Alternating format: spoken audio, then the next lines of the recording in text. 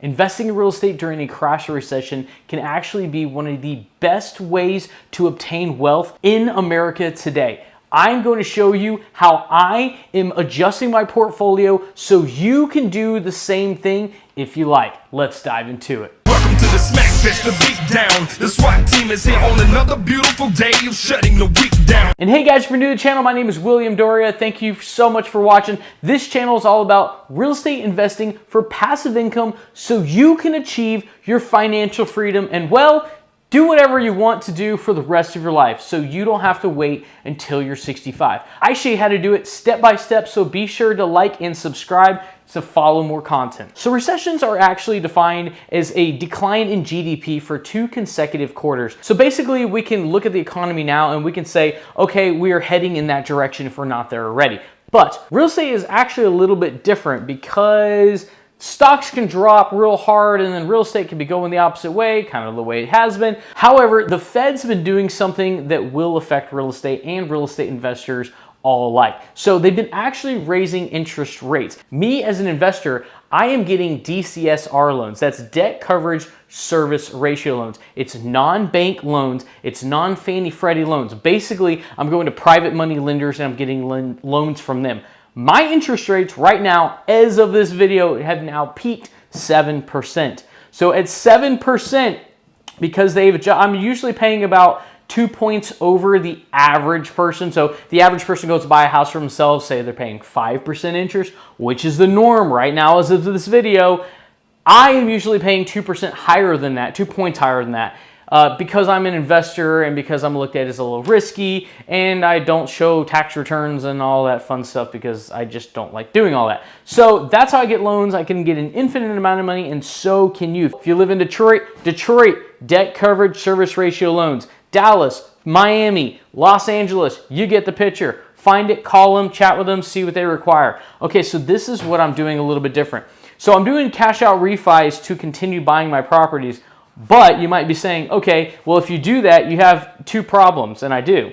The interest on it is so high that my new cash out values have to either be lowered so my current rents can cover the actual loan that they're putting out. So what I'm doing is I'm basically taking out as much as I can. I'm like net negative per month. Like let's just say $150 a month, on the front end. What I mean is this: if the payment's $1,000 a month, let's just say I'm bringing in, let's just say for easy math, $850, okay? It's a little bit more complicated than that with property management, repairs, vacancies, stuff like that, okay? For easy math, I'll take a small loss right off the get-go, okay? But you've got appreciation still, because you're still appreciating. Properties are still going up in value. Maybe not as stark or as hard as they were, but they're definitely still going up right now. So let's just say you've got an average of, I wrote down 6%, okay? 6% a year is $1,000 a month in appreciation on a $200,000 home here in Texas. Very simple. We've been getting way more than 12, 15, 20% appreciation last year and the year before. So we'll scale it back and say this affects us down to 6%. So reality, you're still making money. You're just not cash flowing, but it's still being contributed to your net worth. Now, I don't want to stop there. I'm not going to do a cash out, let the money sit there and do nothing. This is why I'm investing heavily into real estate right now during a crash/recession, whatever you want to call it right now. It's kind of a weird time. So the properties I'm actually finding right now are easier to come by because now you can either pay cash or you can go through a hard money lender. Either way, you can buy properties, okay? But they're discounted. And the sellers are more motivated because they're not getting as many offers because the interest rates are so incredibly high. It's putting people's payments really, really high. This same house I live in right now are selling on the right side of me, the left side of me. People are moving for whatever reason. And guess what? The new people coming in, their payment is more than double what I'm paying right now in the same exact house. That's what interest rates can do to property values, okay? The property value has to come down because people generally look at the mortgage payment. And when the mortgage payment, let's say, needs to be at $3,000 a month, $2,000 a month, and the interest rate skyrockets, now all of a sudden you got to bring down the price of the home in order for buyers to still buy. Or they're just going to continue renting or staying where they are. That's just supply and demand.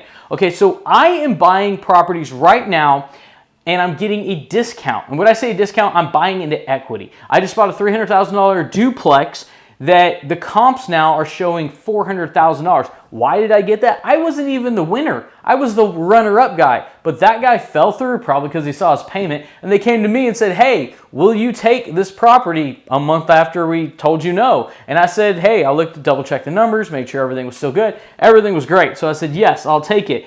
And I am finding those deals again and again and again and again. I've been buying a deal per month now for the last 6 months, a door per month for the last 6 months. I plan on scaling this very rapidly. And the best time to take advantage of what's going on is during a recession. It is during a crash. That is the #1 time to become wealthy. Why? You're buying at a discount. The economy is going to turn back around. And then when it does, you are the one that keeps all that sweet, sweet equity. So to recap, I'm doing a cash out refi. I might spend a lot more on the mortgage payment. My cash flow might be a little bit under. I do have plenty of reserves and I have other paid off properties to kind of counter this, okay? I'm not saying go into debt and lose properties or anything, okay? I have other income to counter this. This isn't the end of the world. And then I take that extra money, I buy discounted properties, and I'm earning, say, $50,000 to $100,000 in equity for my negative $150 a month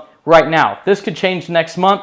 It could change next year when I do a turnover, because when interest rates go up, payments go up, and when payments go up, rent goes up as well. So everything that's coming up due, if you're a renter right now or if you're a landlord, everything's going to be going higher, much higher. And the higher the interest rates go, the higher the rents are going to be.